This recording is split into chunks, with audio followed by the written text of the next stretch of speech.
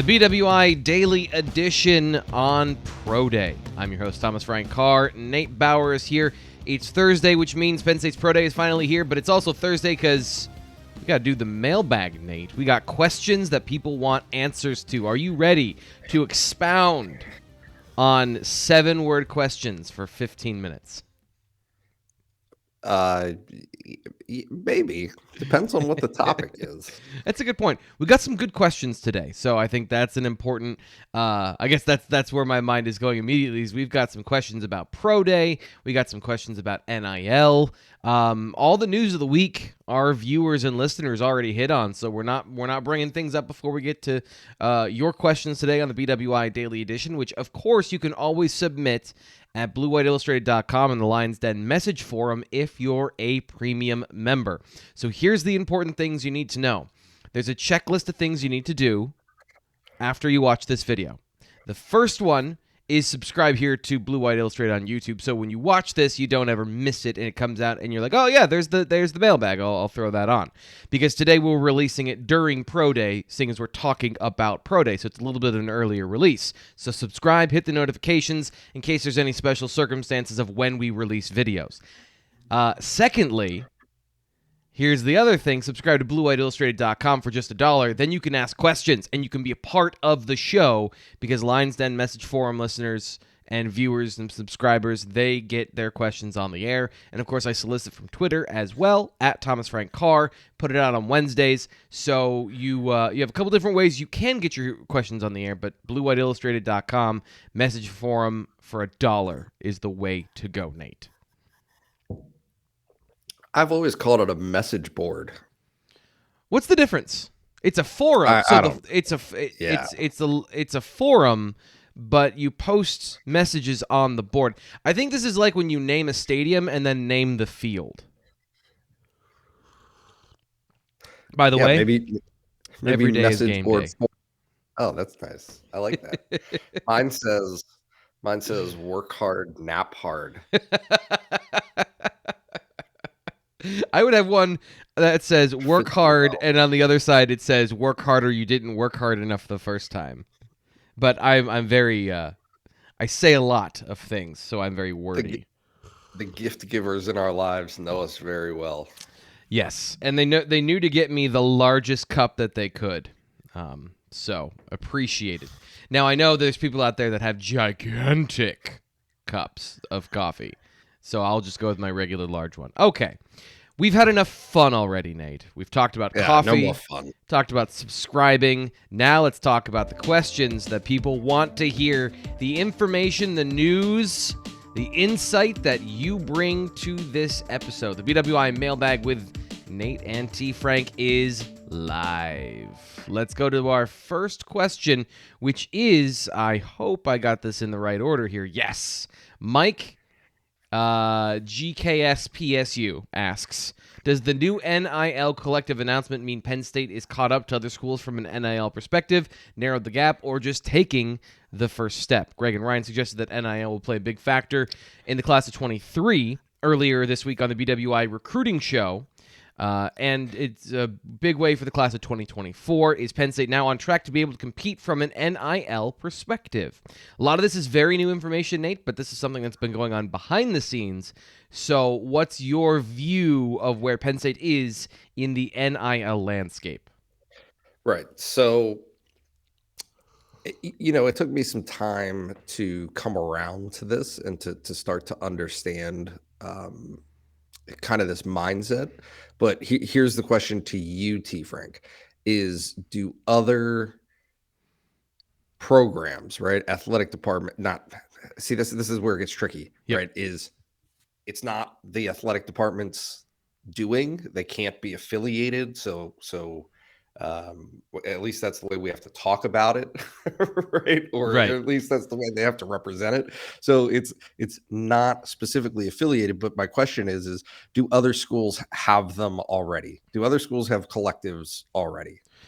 Several do. I think a lot of them do. A lot of the major players have a collective, yes. Okay. And so when Penn State announces again, not Penn State, but the people who have organized this latest Yeah. newest, what appears to be most well organized collective with the most punch behind it Yeah. on March 23, that means you're playing catch up. Yeah. That's just the bottom line. Is that means that you're playing catch up. I would look at it like somewhere in between of the options given here in the question. Yeah. I would put it there between narrowing the gap and taking the first step. It's not the first step, but it's only a little bit ahead of that. And so the things that I saw yesterday in terms of the response from our message board and the way that people are talking about it, look, like, and we know this, we literally just launched a site, right? On November 1, we Yeah. launched Blue White Illustrated at On3. Yep. It takes time. There are Yep.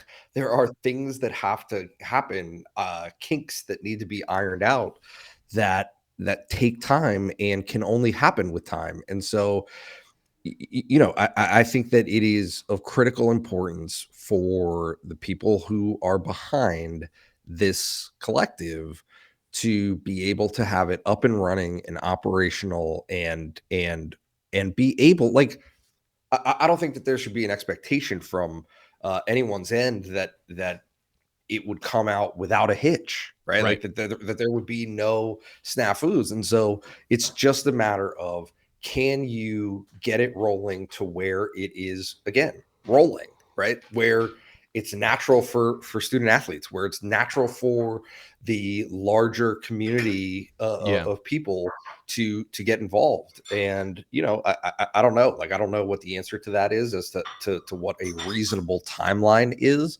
but it's just important. It's just like, I'm beating a dead horse, but it's all extremely important that it gets to a level that is comparable to what's happening elsewhere in the country. Let's back up for a second and explain. Just give the name of the NIL collective and who's behind it for people that did not see this announcement yesterday. It was, of course, over at BlueWhiteIllustrated.com. Greg Pickle wrote up a story based on the press release. And for Lions Den Message Forum members, once again, I'm going to bring this up. There's more detailed information from the people behind it on our message board. So if you want to get information about all of that stuff, it's great. This is $1 that you're signing up for to get the information about how you can be a part of Success with Honor. But explain the NIL collective, who's behind it, and what they, kind of what the announcement was yesterday. So the, like, as you mentioned, Success with Honor is the name of the collective, and the chair, the board chair, is Ira Lubert, who is respectfully, like, a heavy hitter, right? Yeah.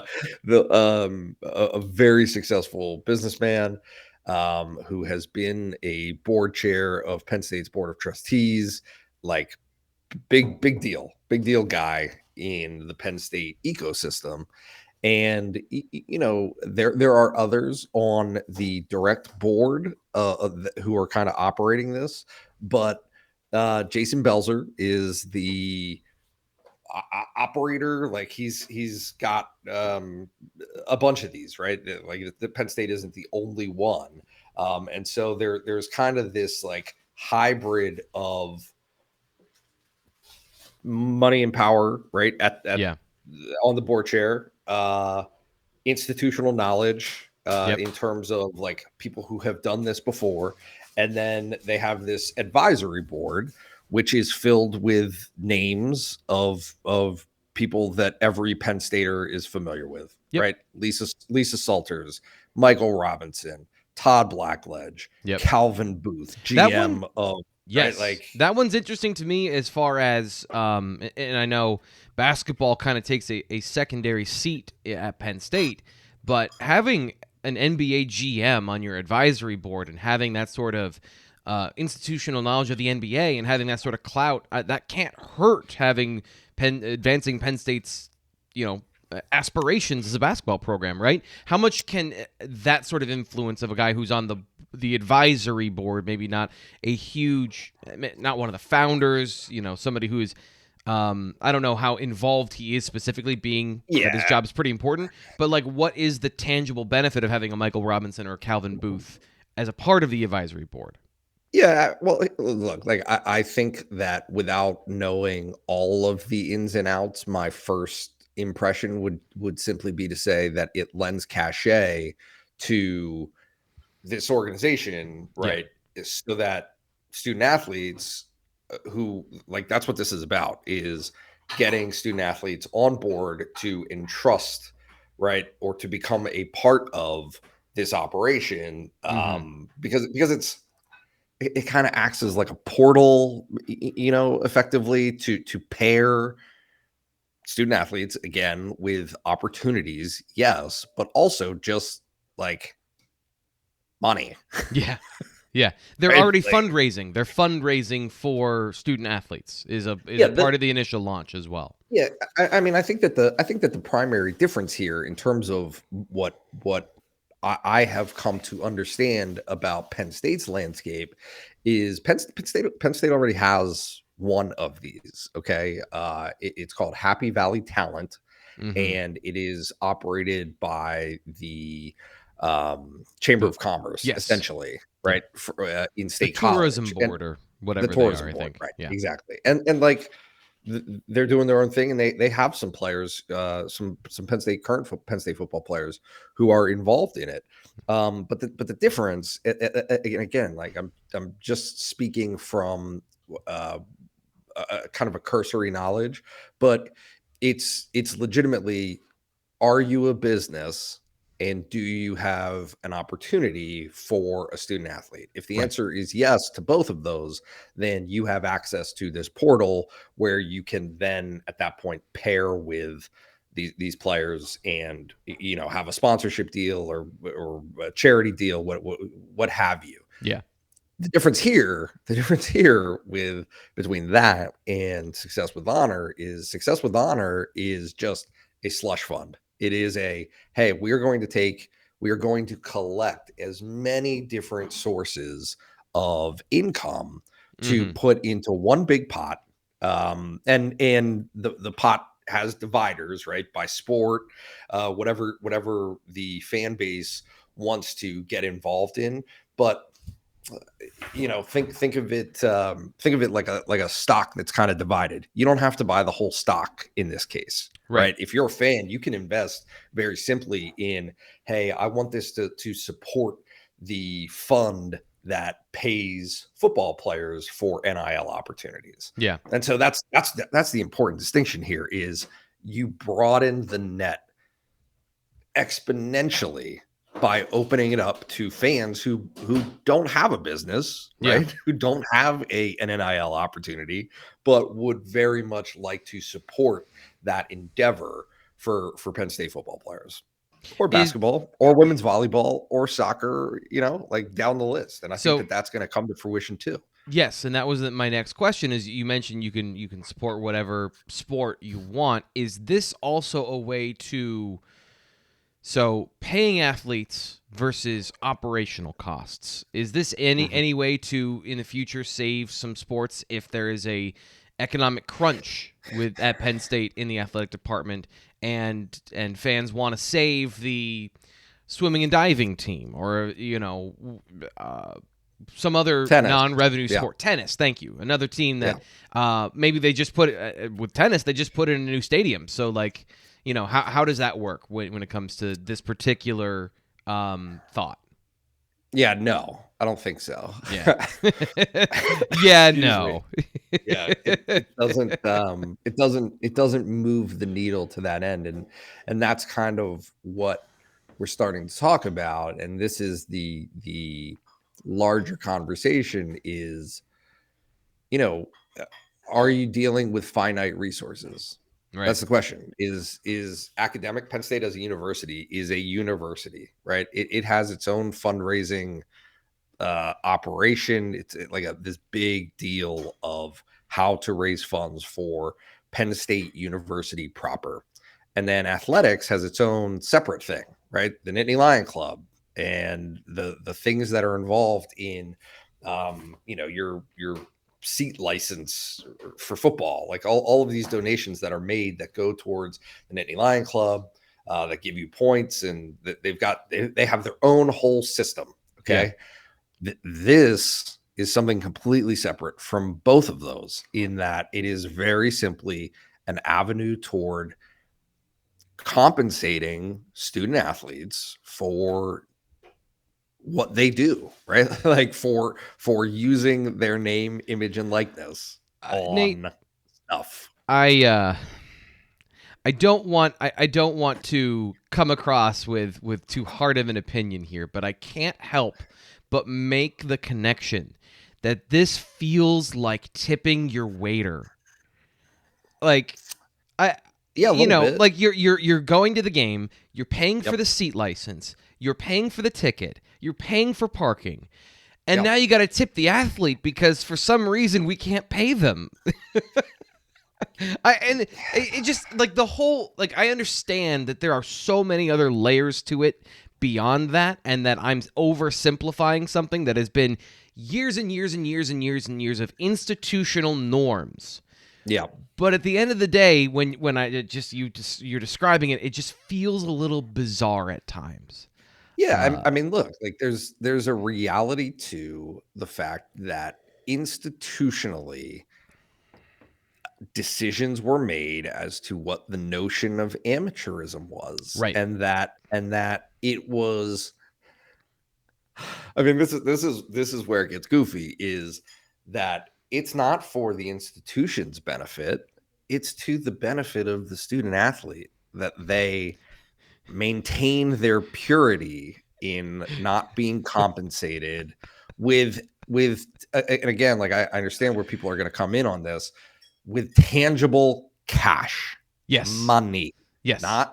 You can't eat a scholarship. Like, I understand Correct. That the value of an education is incredibly high, but that's like saying you have a house. Like, you can't eat a house. You can't go and buy something with your locked asset. Right. Yeah, you can't get a DVD player or Blu-ray. a Netflix subscription. That's the first time that our age has shown that we're buying Blu-rays. I should have said a Walkman. Hello, youths.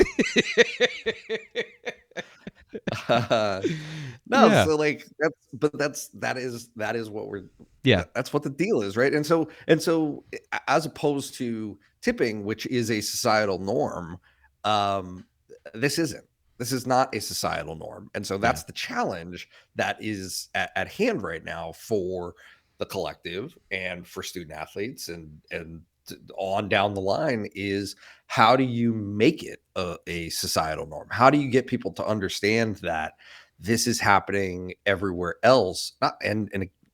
Not just understand, but embrace the idea that this is happening everywhere else. And if you're not a part of it, if there isn't a groundswell of support for this, that you will fall behind. And not only will you fall behind in the future, because we're constantly talking about this in reference to recruiting. Yeah. But I wrote a story yesterday.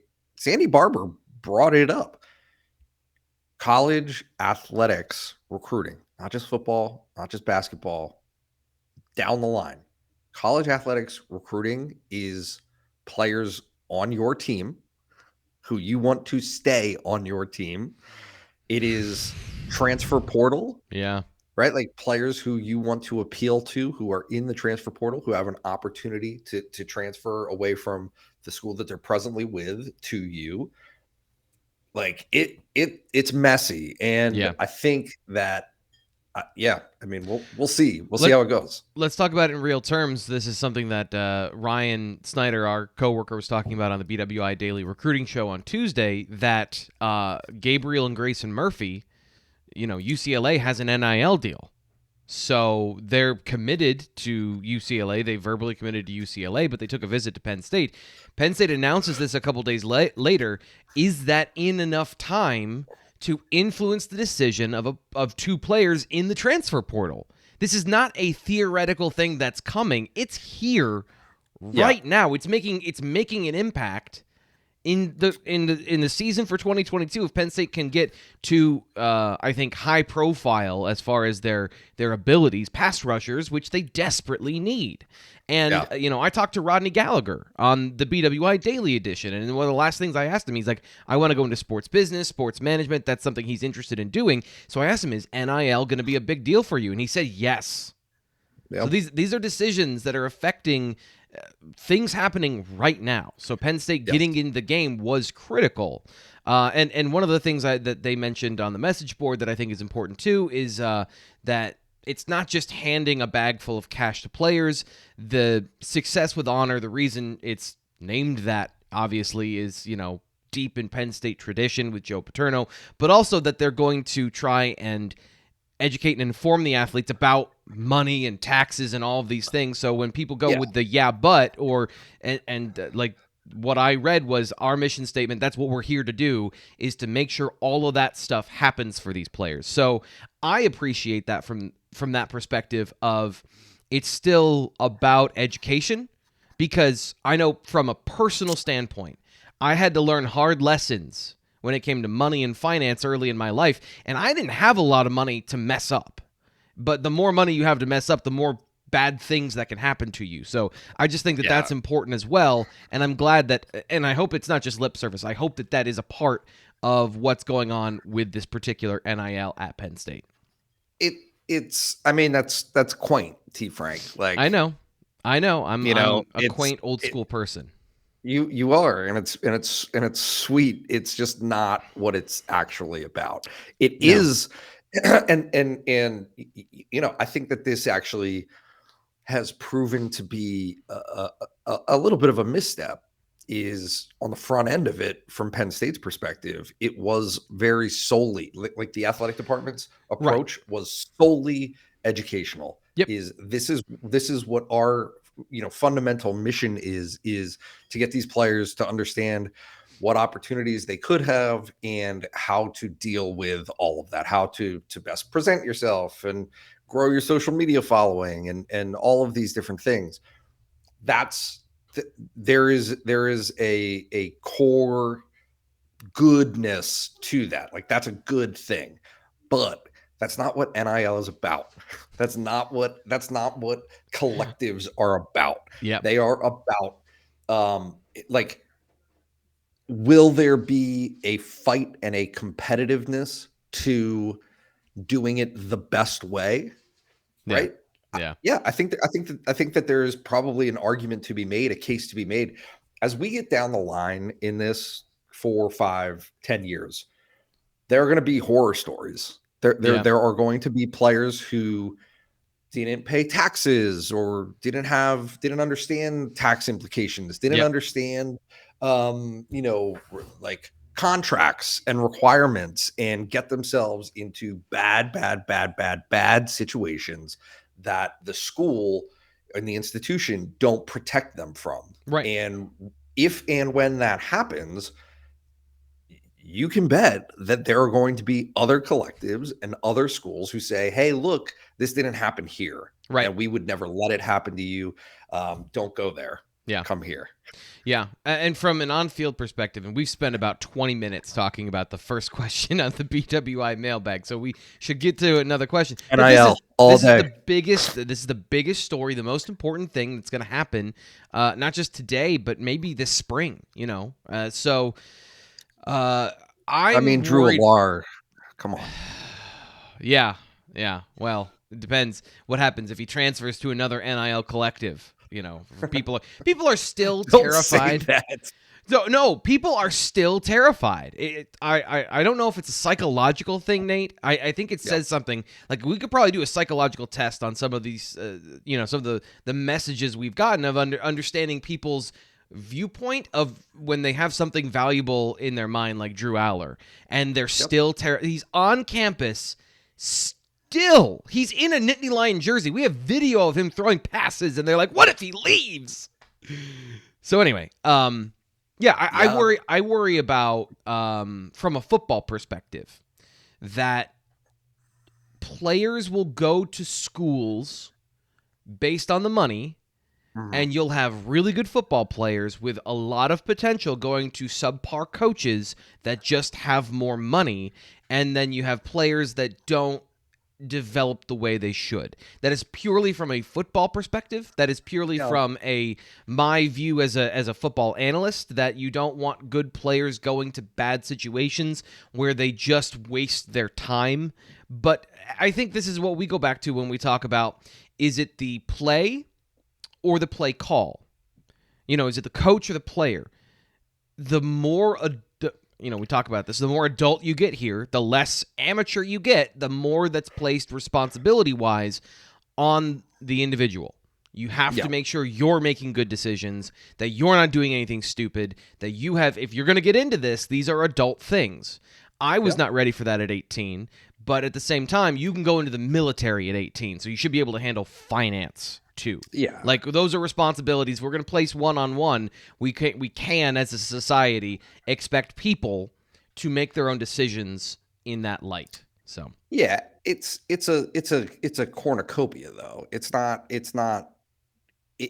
has never been one thing, and it never will be. Right. Right. Like, if you're looking comparatively speaking at schools that Penn State traditionally recruits against in football, right? An education at Michigan is awesome.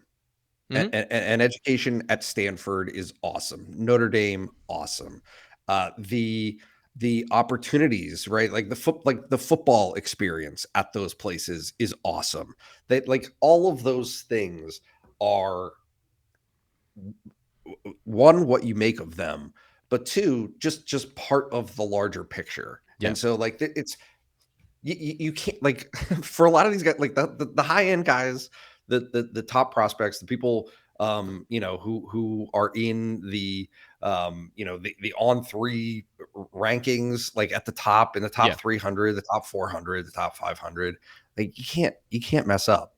Like, you just can't. I mean, there are so many quality opportunities and experiences out there that this will just be another one of those differentiating components of, hey, what do you value more? Do you want an automatic $50,000 from Texas, who has its own struggles and has had some success issues on the field, or do you want 25,000 guaranteed dollars, right? With these other things, like, we'll see. We'll see how it goes. Yeah. So for great players, let's just bring up, like, Arch Manning, who's in the class of 2023. He's a quarterback from quarterback royalty, and I'm not, maybe this is a bad example, but eventually, I think there's no question that the way this will go, it will increase the years of value of playing football. Where if you get into the NFL, you can play for maybe 3 years. The average, I think, is 2.5 years in the NFL. You can play in college. Those great players that play in college for 4 years and then make it 2.5 in the NFL. Now they've got 6 years of earning potential, which no one's really crying over millionaires making a couple more $1 million in college, which is why Arch Manning is probably a poor example. But, a guy who is going to be a football player now, instead of only getting 2 or 3 years of being a paid professional, eventually it's going to be 6, from 18 to 23. So helping players who are making value and doing things on television that we all like and desire. So, it is. It's not all bad. It's not all good. It's all worth being examined. Yeah, it's tricky. Yeah. So let's move on. Here's a good one, Nate. Here's an easy one. Poncho 570. Does Amin Vanover have a permanent home at defensive tackle now, or will the staff continue to use him at defensive end? And do you think that will hinder his overall development? So I think that the presumption here is that Amin Vanover is a defensive tackle. And even before he dropped weight and he's firmly a defensive end this spring. I think his skill set is end. He's a big tweener body, but the way he played during the bowl game, I saw better end qualities of he's got long arms, he can get to the quarterback. He's not the fastest guy in the world, but he can do things at the defensive end position that are valuable. So I don't think it's going to hurt his development. I think it's actually where he needs to be. Do you have any other thoughts on that as far as do you disagree that he's a defensive tackle and they're playing him there out of need? Yeah, no, I mean, that's where he was on Monday. So he was at end. I would expect that to continue. Yeah. I think he's got good pursuit skills. He's got good chase skills, even if he's not fast. So he can get around tackles. He can make things happen. At least he did in the bowl game.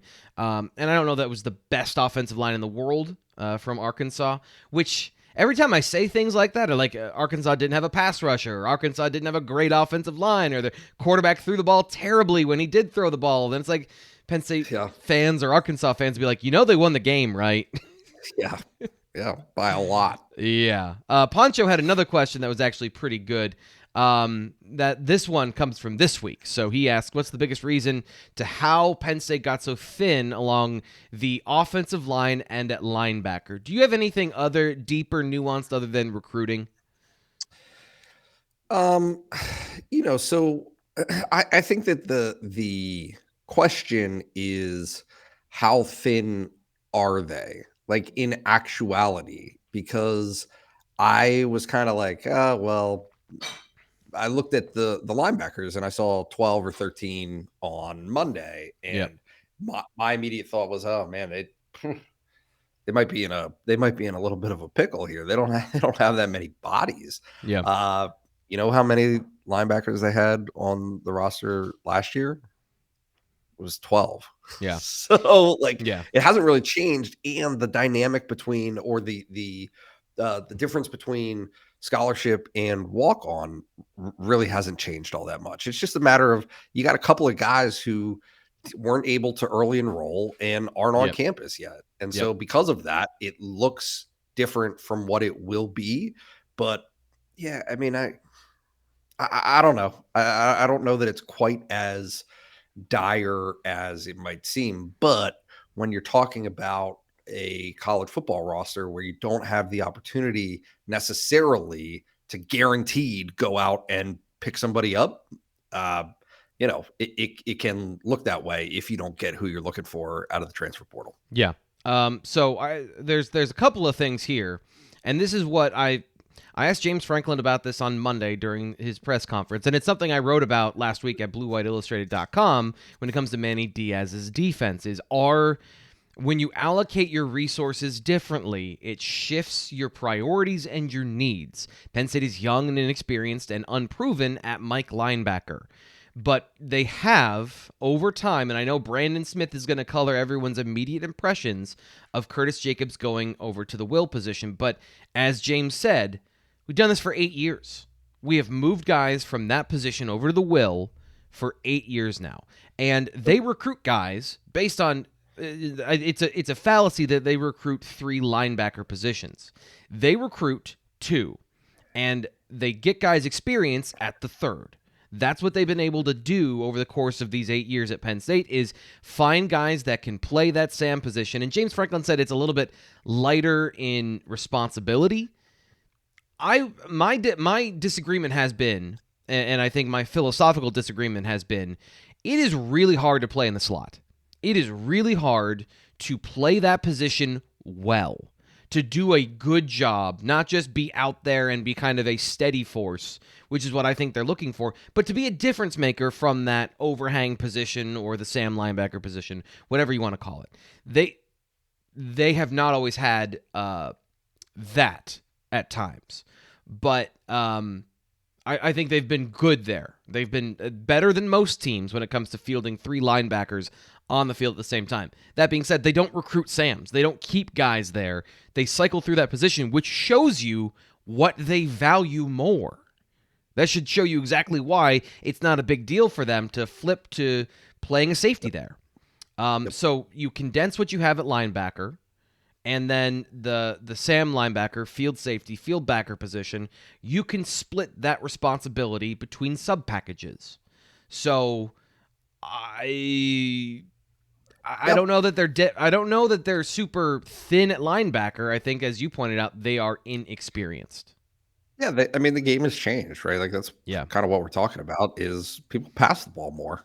That's how you win. They know it because they're the ones who try to execute it. Right. So, it might put you in at a slight disadvantage against the Iowas and the Michigans of the world, but have a good defensive line. Yeah, Penetrate, I think exactly. Shed, and tackle. And I talked to Dennis Sutton yesterday, and he brought up the Illinois game when I was talking to him about his ability to play the run, and he's a big, physical, strong defensive end. And I said, is that something that you focused on, and is that something that's important to you, essentially? And he said, yeah, and it's important. Look at the Illinois game. He didn't say specifically if the defensive line. He said if you tackle them or you stop them on half those runs, Illinois doesn't come close to winning, and he's right. The problem in that game was not the linebackers. The problem was the defensive line was playing two guys who had never started before because everyone was injured. And the defensive ends, I thought, were good, but if you have a difference maker, like if your defensive line sheds and tackles and they disrupt, your linebackers have an infinitely easier job. And that's why they're a bit like running backs, where Penn State fans are like, we need to have the best linebackers in the world. And that's like in the NFL saying we need to have Ezekiel Elliott and pay him a lot of money. And you see how that ages over time. The difference in college is if you're elite at anything, you can have an advantage because the disparity in talent is more significant. Yeah, I think it's a difficult needle to thread, understanding that there are, like, when it's a dime a dozen, right? Like it's not noticeable, but when it's Micah Parsons, it's different. Yeah. Right. Like when you have somebody who is that elite, who are so rare, then it changes the complexion a little bit. It's just they don't exist. Yeah. There aren't that many of them. So let's talk about that in real terms. Of the next Micah Parsons was supposed to be Brandon Smith. And you can have all the physical tools in the world, but it's, first off, linebacker, I think and I've been thinking about this a lot this week, and really the last 2 weeks when it comes to this position is, defensive end and corner are probably more important in the defense. And cornerback is probably physically the most taxing position maybe in football, because you've got to be an elite athlete going backwards. But when it comes to the overall mental workload and physical workload, to be elite at linebacker, that is, to me, one of the hardest things that you're always going to be wrong. So how do you compensate for always being wrong in the RPO generation, where the minute you take a false step downhill, the quarterback pulls the ball and throws it over your head. And if you don't take a step downhill and you don't get to your gap, the guard is on you and they get 5 yards. That's the whole problem. That's why I don't think even in the NFL knows what they want from linebackers, because it's a problem you can't solve. So there's two solutions. Throw all the resources at it, find the unicorn, or don't worry about it. Like, it's going to be what it's going to be. Find a guy who's good and smart and tough and who's going to make fewer mistakes in a position where it's filled now with mistakes. And the last thing I'll say is that linebacker, Penn State is still getting high-end athletes to be those physical freaks. They're in on some really great guys in 2023, and Abdul Carter, I'm hopefully we're going to have him here on the Daily Edition in the next couple of days or so, maybe next week. I never want to say for sure because schedules can be changed and things can happen, but watching his film his senior season, he turned into that guy of elite athlete with instincts for the position. It's crazy what Penn State has been able to get as far as athletes at that will position specifically over the years when you really look at it in the broad term. So Penn State fans, I think, are just used to old school football where linebackers meant something different. Yeah. Look, there is a bottom line reality that Penn State would do well to recruit, land Ellis Brookses, forever. Yeah. Smart guys who are tough. If you can do that and have a few of them, like, I don't think that it was an accident that one, Abdul Carter, who you just brought up, or even some of the walk-ons, like, it's not that there are players who can serve the purposes that you need to have filled to have a successful defense. It's not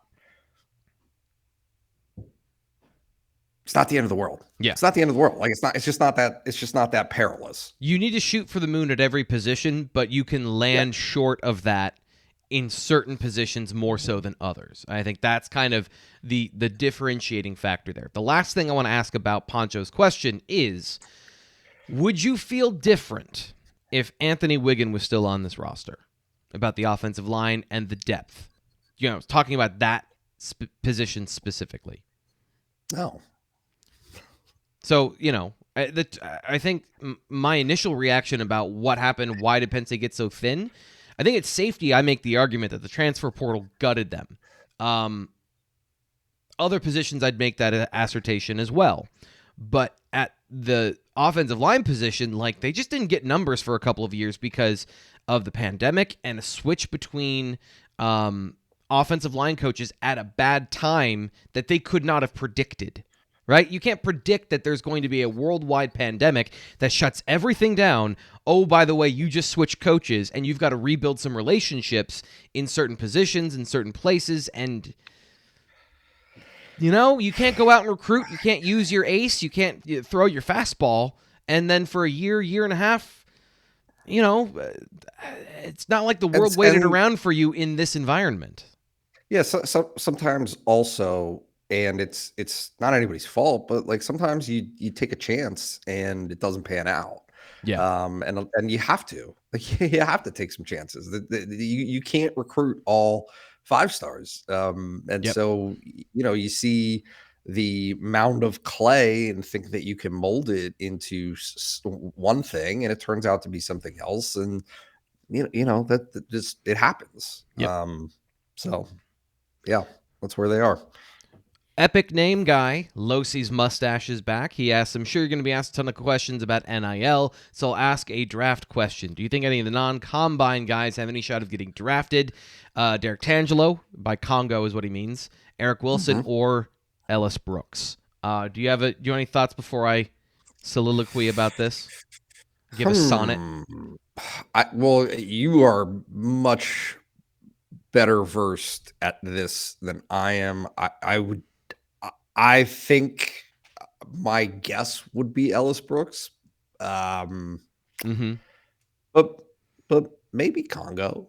I don't know about Eric Wilson. Like, I think Eric Wilson could land in a undrafted free agent type of situation. But yeah, I mean, look, like, I don't think that there's any question that you're talking about the third day, right? For any of those guys, yeah, right? Like 6, 7, and then you see. But man, it is just fit. Yep. That's it. Like, being able to stick is just fit, and that is on the teams that offer these guys. Like, will all 3 of those guys be in a camp this summer? Yeah, I think so. Yeah. Right? Yeah. So I'll just give you a quick breakdown on kind of what I've seen out of these 3 guys. And by the way, Eric Wilson and Ellis Brooks both have a scouting report at BlueWhiteIllustrated.com. Another reason to sign up for just $1 is you get access to premium articles, including my video breakdowns, where I don't just talk about it. I show you specifics of what I'm talking about when I say, okay, Eric Wilson, he's good at technically blocking players. He can get to one side of a guy, but then when he faces a guy that has length, he struggles because he doesn't, as in his own words, by the way, when I talked to him earlier this offseason on the Pater podcast, he said, I embrace the Harvard mentality. I don't have a lot of overwhelming physical tools. So, yes, I would agree that he's going to be kind of a UDFA free agent signing, tries to get into a camp and wows people with how smart and how consistent he is. The problem with Congo is he is a really tough run-stopping 3 technique. You get paid to be that in the NFL. Just like in college, they're throwing the ball all the time. So the Aaron Donalds and the Ed Olivers and the Milton Williams, those are the guys that are going in the NFL draft. Guys with pass rushing skill that if they're undersized, great, they're violent with quick hands and they get to the quarterback. He's going to be a versatile piece that can play a little one tech, but he's a power player. And at 305 pounds, like, he's not a power player. So he's in a bit like Eric Wilson. I think he's got more tools because you watch the, I think it was the NFLPA or the Senior Bowl or whatever bowl he was in. East-West Shrine. Thank you. Yeah, I knew that neither of those were right. The East-West Shrine game, He was blowing some guys up. He was getting some good bull rushes. He was pushing guys into the quarterback. But ultimately, he didn't get a sack, I don't think. And if he did, It was kind of a cleanup sack. That's what you're paying for. That's what you're prioritizing in the draft. Now, Ellis Brooks is my stump speech for this guy should be drafted because I don't think his physical skills are that far off. And just like in the NFL, people don't know what they want. They don't know what they need. So get a guy that's good at football. And I'm saying, like, I was starting with if he can run well and he tests well, maybe he could work himself into the fourth, fifth round. I'm thinking maybe more 6, 7. A great special teams player, smart football player, knows the position, has all the intangibles, leadership qualities. So instead of taking another flyer on a guy that clearly doesn't get it in football, that has the traits and the size, and thinking you're going to be the reason that he gets football, just get a good football player. And that's my reason I think Ellis Brooks should be drafted on day 3. I'm with you. I think that he will prove to be an underappreciated piece of Penn State's defense. I agree. And I, for a lot of reasons, I throw away 2020 for him because, and I know that everyone's going to get angry about that, but there were so many systematic problems around him. And just like we talked about in the Illinois game, as a linebacker, you are in some ways a product of your environment. There's only so much you can do. And his mistake that year was trying to see things and anticipate and play out of position.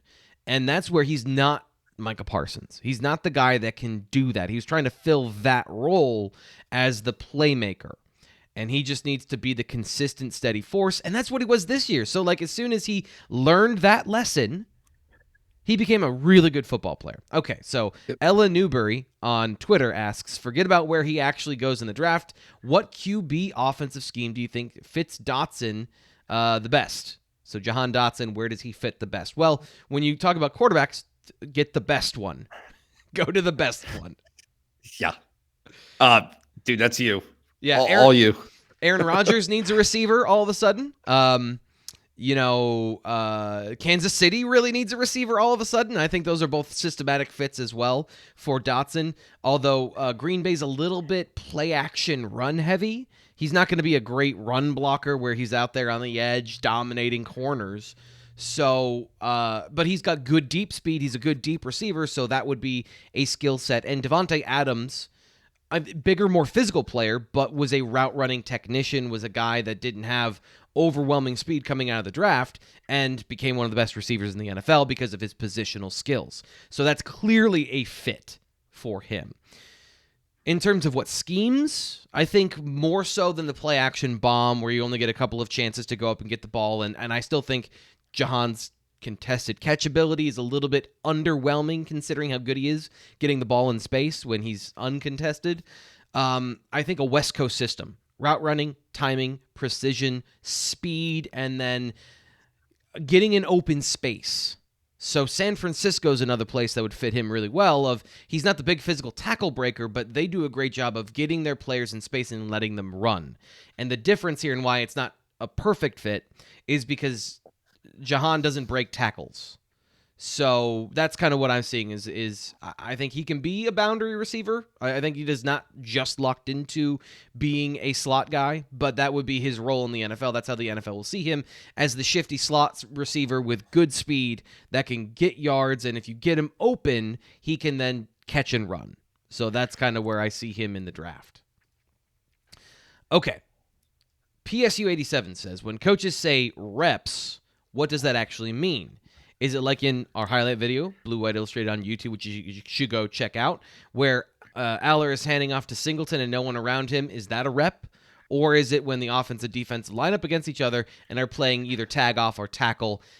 And he says that's 2 questions again. At least your 2 questions are related this time, PSU 87. So appreciate that. Do you want to take this one? Yeah, I mean, I think so. It's like, yeah, that's not a rep. the handoff to Singleton isn't a rep. The handoff to like it's seeing a look against the scout team 1s or 2s, right? Yep. So there has to be something going like that, an evaluation process. Correct, because what happens otherwise, and this is what you see, is there's only so many. Like when they talk about there's only so many reps, there are an infinite number of those right, like because you have 5 running backs, and so paired with 5 quarterbacks, you can practice that as much as you possibly could want during those periods. But once you get 11 or on 7, there are not as many of those. There's not as many looks that you can get. And so what you see during a practice is the 3rd, at least 4th and 5th quarterbacks are often standing. Well, one, they're either with the scout team for the defense, right? Which also is not a rep, because they are running a play that's written on a white, a whiteboard, right? Like that's not a Penn State play. So that doesn't really do a whole lot for you. Right. So like it's either that or they're standing there watching. And so that's when they call it a mental rep, is right. Like you get to watch the other guys do it. So yeah, there has to be an evaluation of something when you're doing a rep. And you can evaluate anything, but there is that combative element of this is a simulated live experience of what we're going to see in a game. So we need to see how you respond in that environment. But technically, you could call anything out there a rep. But then when we're saying we need to get him more reps with the 1s or the 2s, it is then the deciding process of who you're choosing to evaluate more closely. So that's spot on what you said. So Honest J Paterno is coming up next. Is there one person on the staff who is specifically responsible for the transfer portal oversight and execution from cradle to grave, or is it managed by a committee? Now, we talked about this earlier this offseason, but with the staff additions, I don't know if you know this specifically, has that changed or will that change? Yeah, I think it will change. I don't think it has changed, and I could be wrong. Ryan's better to answer that question. Gotcha. But yeah, it is something that I don't think that there's any question. If you look nationwide, you're seeing actual departments in the football program devoted to that, because it's so broad. It's such a big picture to have to digest. And James Franklin, to his credit or not, like I'm not sure where you fall on this, but he has been very purposeful in how he has described Penn State's approach to the transfer portal, which is very deliberate. Like they want to be as thorough as they possibly can be, more like just as much or as close of an approximation as they can to regular recruiting. Because they don't want to risk bringing somebody in who's not a fit. And so you have not seen the same thing from Penn State that you have seen from some other. I mean, he brings it up constantly. This notion that Penn State's players, some of the Penn State players who have transferred out, and nobody in Penn State's organization has gotten a call from that school asking about the player, right? Like that's I think that it is fair to say he finds that to be very, very troubling, Yeah, right? he has a distaste for that particular process. Yeah. So, first off, I'm available for consultation. I just want to say that I'll work for all Anytime. 22 film. So if there's an opportunity for portal work, which again, as you said, is a large volume of film watching, you need a department, professional. But that's why I am now I can finally say this, like at this point with this particular job, I'm a professional film watcher, so I'm softly available. I am also fully employed, so I want to delicately say that in case my employers are watching. But yeah, I think that that part, jokes aside, that part with more people and more eyeballs will become more expeditious. You have somebody who is dedicated to pro scouting. Let's just pull the Band-Aid off and say, okay, we're scouting players that are potentially a systematic fit, or that we have relationships with, or that we just think are good football players. So here's the list of guys that are going to be available because of, we've done our work to know they didn't get the opportunity that they should have. Something happened. There's a changeover in a staff.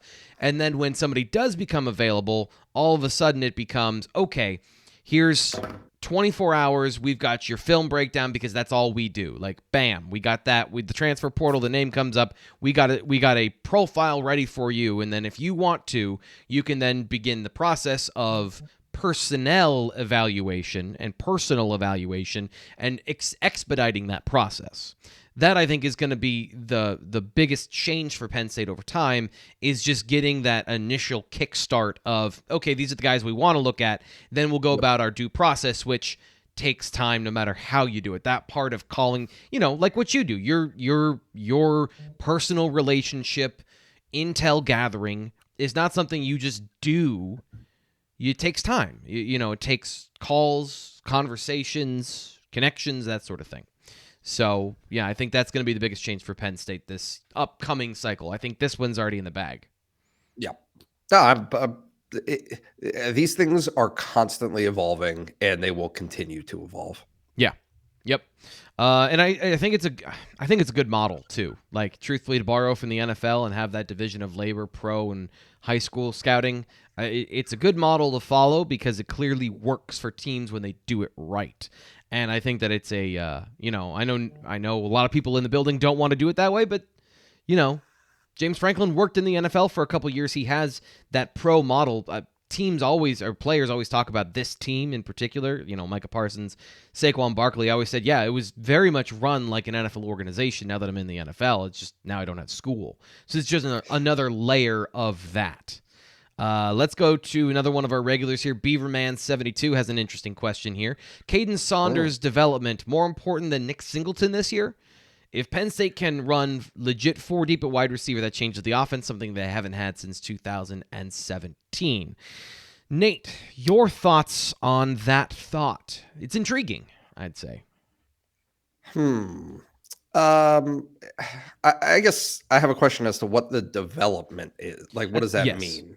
Does that mean readiness to play from the jump, or does it mean being one thing when he arrives at Penn State and being something completely different by the time that the season starts? I think that my answer is different based on those. I would say, based on his follow-up to his question, regular contributor within the first month of the season.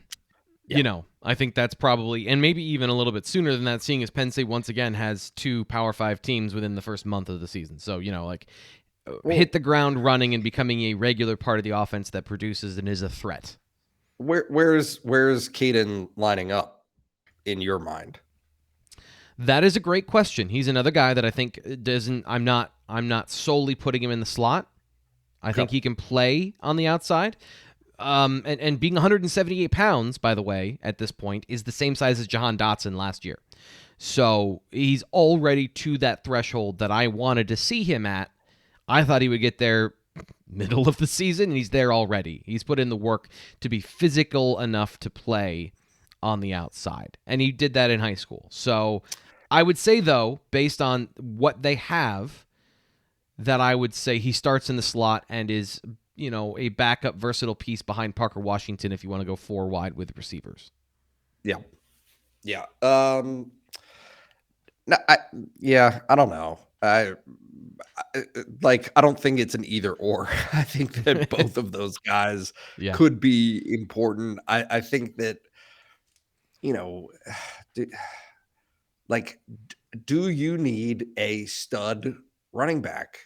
And is Nick Singleton that? Right. And if, like, I just, when I look back on last year and some of the problems that they had offensively, I don't immediately point to a lack of depth from the receivers as being the issue. I would I agree. look at I look at a running back position in conjunction with ineffective run blocking uh as being the shortcoming, right? Yep. Like they just didn't run the ball effectively. Yep. And part of running the ball effectively for them, the biggest shortcoming, I mean, again, like I hate to repeat myself, but they just never broke any off. Yeah. Like you're Yeah. just talking about a season long of a 44-yard run, right? Yep. Like I went back and I just watched. So I was watching Eric Wilson film this week to kind of refresh my memory of like what is he, what isn't he, and I was more impressed than I thought I was going to be, especially early in the season. I think there was some sort of injury that he had late in the season, but yeah, you watch the way they run, and they would break off a run, and the running back will get caught. Yep. Like that's a huge thing, and to me, um. Harrison Wallace is a big part of this when it comes to the receiver position. And last season, the flashes of Keandre Lambert-Smith were really good. Like getting 40-yard receptions down the field, that was a thing he did.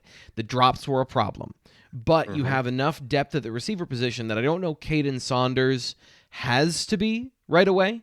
And then on the flip side, I guess this is why I'm optimistic about Penn State's offense in 2022 is that I'm still going to, until I see something different or see just more, I'm going to say Keziah Holmes has similar skills. So Penn State has two running backs with explosive speed for the first time in a bit. So one of them has to work out. It doesn't have to be Singleton. One of those guys has to work out. And if Keziah Holmes can take that step forward and was going through as the number 2 back because of seniority, I assume, through the running back rotation when we were at practice, he's in position to stave off the freshman if he's got the talent that I think he has and that I've been saying he has for about a year and a half. So let's find that out first. And then that informs. I love the question from Beaverman because I think it really does bring up a lot of these nuanced thoughts about progression from freshmen. But I still think that the running back position, what they need is speed, and they got two guys, so I don't care which one it is. One of them has to take a step forward and be a part of the offense. Yeah. No, look, like there's no shortage of possibility. Yeah. It's just a question of who actually steps up into those opportunities. I mean, look, like you can either be in a like by default situation, which I think has happened in some cases, or a no, like somebody grabbed it, like somebody grabbed the job and they were just so good that they had to play. I was surprised actually, and I'm not sure how I didn't notice this previously, but Keandre Lambert-Smith was the second highest rep getter among the receivers last year. Like, Parker Washington was actually third because they take him off the field when they go to the tight end sets. So like, I'm not going to say that we're like overlooking Keandre Lambert-Smith, but I think it is a big, like it is an undersold storyline of this offseason for Penn State, how much his development is critical to, like, he has this opportunity. It's just a matter of him stepping into it. If that comes to fruition, if Keandre Lambert-Smith can be what they think that he can be and what he's trying to be, like that was a big conversation last December before the bowl was, hey, you know, he's trying, he's putting all of the work in, he's doing what he needs to do. If that can pan out for Penn State, then I think it alleviates some of the like, hey, he might not be ready, but here we go. Yeah. Elements to that position. Which he's been thrust in that position since he was a freshman. Correct. So that's a tough place to be. And that boundary position, just based on the way that Mike Yurcich has run his offense previously. And this is the question of evolution of, are you changing? Are you adapting to your players? I think he did last season because Parker Washington got a lot of targets. The tight ends got a lot of targets. So, but if you have two boundary receivers in Mike Yurcich's offense that are vertical threats, and they have that potentially with the guys lining up on the outside, the offense, if you're used to doing one thing and you know that you're good at it and you know that you can call those plays and they'll work, if you have the players to execute it, it makes everything easier. Like, it makes you look smarter because the thing that you know how to do, you can finally do. So I think from an offensive play calling perspective, that's a part of it as well. Last question, Nate, and we're already over on time, and I left this one specifically for the end. Not that one. We already got to that one. This one. I'm a Sean Clifford fan. I have two Sean Clifford questions. Another year with Yurcich, hopefully a run game to support. Can Clifford make enough improvements on the positive to outweigh the negatives? One of the biggest problems with Sean is that he's a trigger happy under pressure. Any chance we see him clean that up? Zach, I want to thank you for being a new listener and viewer of the show. This is, just so you know, you can go back to any Thursday mailbag edition of the BWI Daily, and we've talked about this for about 30 minutes. So, Nate, let's give our best. Like, we're now playing the melody version of our highlights, where we're jamming all of them in to about a 2-minute song. So you're gonna go first. I'll follow you up with the chorus. It's like Jock Jams compilation, like only the best of the best. With another year with Yurcich, can he make enough? Yeah, sure. Yes. Yeah. Number one, yes. Yep. Yes. Number two. Any chance he cleans up a bit trigger happy under pressure? Does the under? I'm gonna stick with this point.